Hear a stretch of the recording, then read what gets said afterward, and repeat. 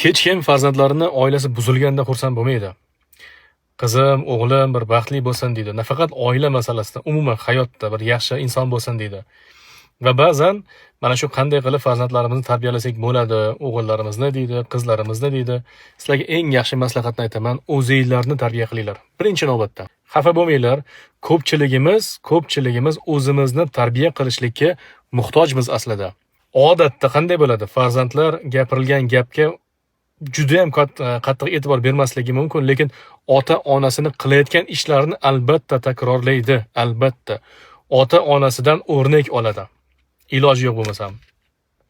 Shuning uchun birinchi navbatda farzandlarni tarbiyalashni biz o'zimizdan boshlashligimiz kerak, o'zimizni tarbiyalashdan.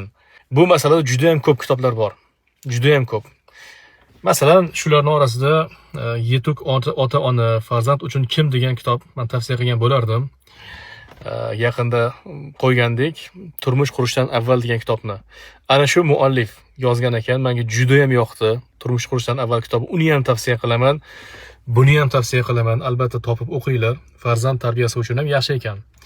Men endi boshladim. Xudo xolasa ba'zi ma'lumotlarni istoriyada qo'yib boraman. Kimgadir qiziq bo'lsa istoriyalarni kuzatib boringlar. Xudo xolasa hammaga foydali bo'ladi. Tarbiyani o'zimizdan boshlasak, o'zimiz chiroyli o'rnak bo'lib bera olsak, farzandlarimiz ham chiroyli xulqli, odobli, axloqli bo'ladi inshaalloh. Va kelajakda ularning oilasida ham yaxshilik bo'ladi inshaalloh.